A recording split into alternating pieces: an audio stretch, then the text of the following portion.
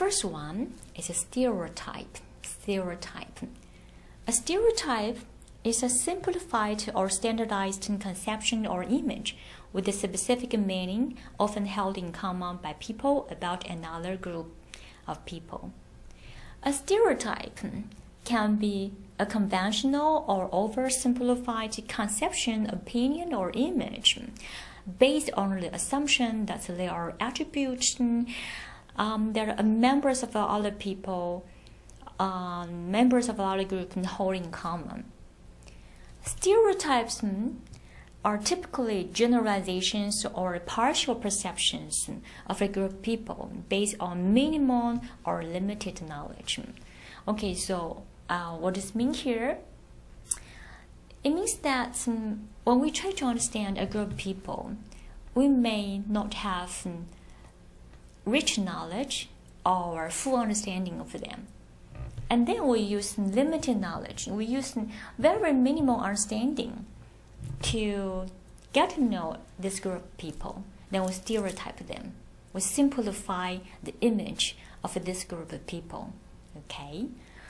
So, is this good? This is not good.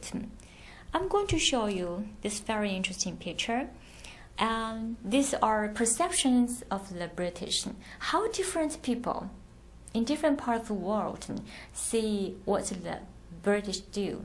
Okay, so these are perceptions, but not facts.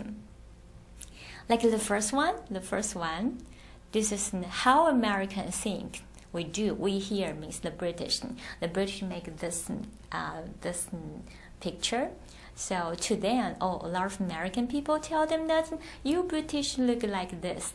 19th century or 18th century old-fashioned and classical people. Okay, and the second picture shows what Europeans think the British do.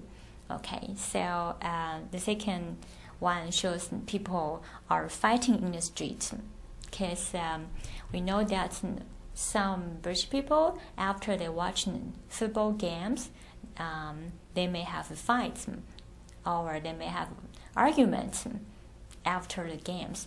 But these are some casual instances. But for Europeans, they may take some simple or some few instances and then enlarge the image. Oh, this is what the British people do. And this picture is also very funny. It is what Australians think the British people do. So they think British people are very passionate for their football games. So when they watch football, they probably take off their clothes and yelling or cheering in the game.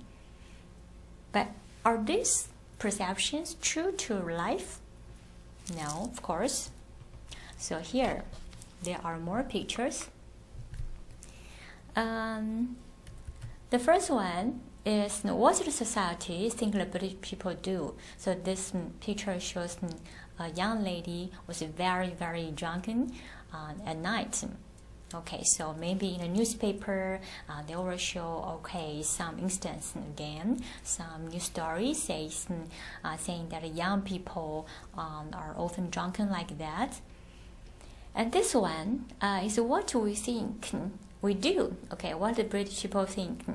They are very happy people. But actually, the last one is the factual thing, the factual one. The factual one is that people are just very normal. They wear normal clothes, they do normal things, they go into the gymnasium to see a game, to watch a football game. So this is what people really do. Very normal, like everyone of us. So this picture shows you some very simplified image can mislead us to recognize a group of people. All these pictures are provided by the British. Okay, so after we look at stereotype, now let's look at prejudice. Prejudice, this word refers to prejudgments, making a decision before becoming aware of the relevant facts of a case or events. This word, prejudice, has commonly been used in certain restricted contexts in the expression, for example, racial prejudice. Initially, this is referred to making a judgment about a person based on their race, religion, etc., before receiving information relevant to the particular issue on which a judgment was being made. So prejudice is a judgment. Stereotype is just an impression on people's general or simplified impression or partial perception of a group of people. So we can say that stereotype is an image in our mind, but prejudice is something more. Prejudice involves judgments, okay? And before you gain full understanding and information, you make your judgments. However, to be widely used to refer to any hostile attitude toward people based on their race or even by just judging someone without even knowing them. So here, prejudice has a very negative meaning because it can refer to a kind of a hostile attitude toward a group of people. Now, the meaning here is frequently indicated to any unreasonable attitude that is unusually resistant to rational influence. So when we say someone has prejudice against a group of people, normally that kind of prejudgment is not rational. Okay. A history of inciting prejudicial behavior includes race, gender, ethnicity, sexual orientation, age, and religion.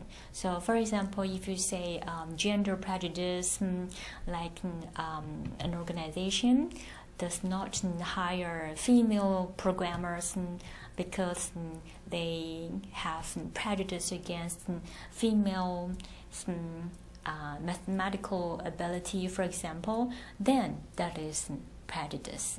Okay. All right. Let's take a short break here. Have you seen this novel, Pride and Prejudice? Actually, it has a lot of adapted films. If you have time, you can watch it. So, who holds pride and who holds prejudice against whom in this novel? This is very interesting, very enchanting romance written by the famous author Jane Austen in 19th century. And I recommend you watch this movie or read this novel and find out who holds pride and who holds prejudice and what happened to this couple. Okay? And you'll find that pride and prejudice, they may stop people from seeing the truth, getting to know a person's real characteristics, and even stop people from gaining their happiness and joy in life. So please, if you can, find a time, read this novel. It will give you a lot of ideas about relationships. Now next, let's look at bias. Okay. Bias is a term used to describe a tendency toward a particular perspective, ideology, or result. All information and point of view can generate some form of bias. In careful usage, bias refers to a belief that leads to a false judgment.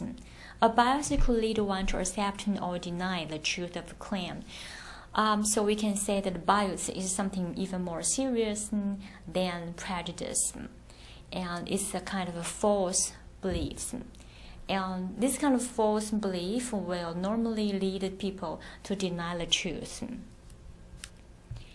Now, next one is discrimination. Discrimination in a legal sense. Discrimination is the prejudicial treatment of a person or a group of people based on certain characteristics. discrimination on grounds such as race or religion is generally illegal in most Western societies. Okay, so you cannot discriminate someone just because of someone's particular background. When unlawful discrimination takes place, it is often described as discrimination against a person or a group of people. Now, there are two kinds of discrimination. The first kind is direct discrimination. Unlawful discrimination can be categorized as direct or subtle. Here, direct discrimination involves treating someone less favorably because of their possession of an attribute. This attribute can be sex, age, race, religion, family status, national origin, military status, disability, and so on. So, for example, if a company does not offer a job to a woman because she is likely to take maternal leave, whereas the man is not, then this is a direct discrimination. And in many countries, this is illegal. In many countries, especially European countries, they will set kind of equal opportunity policy when they recruit staff. So it means that they will make sure that all of their employers and job interviewers will not discriminate any job applicants. Okay, there is another kind of discrimination. We call it subtle discrimination. Subtle discrimination. Subtle discrimination or indirect discrimination involves setting a condition or requirement which a smaller proportion of those with the attributes are able to comply with without reasonable justification. For example, in a company using aptitude tests like IQ tests or aptitude tests in job applications to disqualify a certain group of people to enter the company. And again, in some countries this is illegal, but in other countries, the governments allow particular industries to do so. Okay, here the question for you to think. How would you feel if you are discriminated? Could you avoid discriminating others? Okay, think about this. Now, next, conflict. Conflict is a state of discord caused by the actual or perceived opposition of needs, values, and interests. Conflict as a concept can help explain many aspects of social life, such as social disagreements, conflict of interest, and fights between individuals, groups, or organizations. Without proper social arrangements or resolution, conflict in social settings can result in stress and tensions among stakeholders.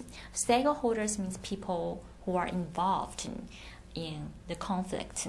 So if you are involved in conflict, you have a fight, you have arguments with your colleagues, your co-workers, with your friends, and you cannot find a way out, all these conflicts will cause stress and tensions, make people very unhappy, of course. And if a conflict takes place among countries, then we will see fights or even wars, and you will see casualties and killings. Okay, so cross-cultural conflict is, of course, something very serious, which causes pain to people who are involved. Alright, so now let's have a very quick review on barriers in intercultural communication. Today we introduce all these very important concepts and terms. There are values, beliefs, cultural generalizations, stereotypes, prejudice, bias, discrimination, and conflict. What are barriers in intercultural communication? Well, what is the answer? What is your answer? Serious barriers will be stereotypes, prejudice, bias, discrimination, conflicts, of course, because all these things happen. When all these things happen, then you'll find that the communication will become sometimes impossible. Sometimes values, beliefs, or cultural generalizations can cause communication to be difficult. But if we know how to communicate properly, well, we can solve problems. We can overcome all these barriers. So next, let's look at some tips for overcoming intercultural communication barriers. Number 1, try to avoid incorrect perceptions, and that's improve and increase our intercultural communication competence.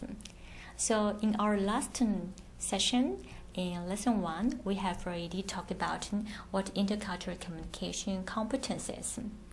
Here, let's have a very quick review. First, hold correct intercultural attitude. So you are interested in your own culture, and at the same time, you're also curious about other cultures. You care about other cultures. You respect other cultures. So these intercultural attitudes are very important. Once you have a respect and open mind and curiosity, you will find that you have more space and interest in learning about other cultures. Then that will reduce, that will decrease the possibility of misunderstanding or stereotypes or even prejudice and bias, right? And next, study, increase, improve, enrich your intercultural knowledge through reading, through studying and traveling and having dialogues with people from different cultures. You know them, okay? So you don't just form an impression about a group of people. You go there, you study about their history, you study their literature. You'll get to know them much more and in depth, okay? And then improve intercultural communication skills. This is very important because it's not possible for us to know everything. So if we have effective communication skills, then we know that when we are having dialogues with others, how can we get more information about other people, what they are thinking, and if they think differently from us, okay, how can we adapt and how can we interact with them? And finally, be reflective and sensitive at all times. If our values, personal values, and cultural values are different, don't impose our personal values or our own cultural values on others. Think about the diversity, respect the difference, and then we will find a way out. And in the end, we will be able to find a common place for we two, even though we have different values, but maybe we have the same common goal, so we can work together. We can work toward that direction, that final goal together through our communication skills. Okay, so then we can still work together to reach a better result. And the second tip is to understand national cultures. It's very important. Understand national cultures with the notice of individual differences and personal multiple identities. Okay, just remember this. There are no universal values. So we have differences between everyone else. Even we grew up in the same country, we grew up in the same family, I believe you have different personalities from your siblings, right? Because every one of us is unique. So recognize the individual differences and respect personal multiple identities, okay? And finally, always apply the effective communication skills, and we will learn more about the effective communication skills in next section. Alright, this is the end of this session. I will see you next.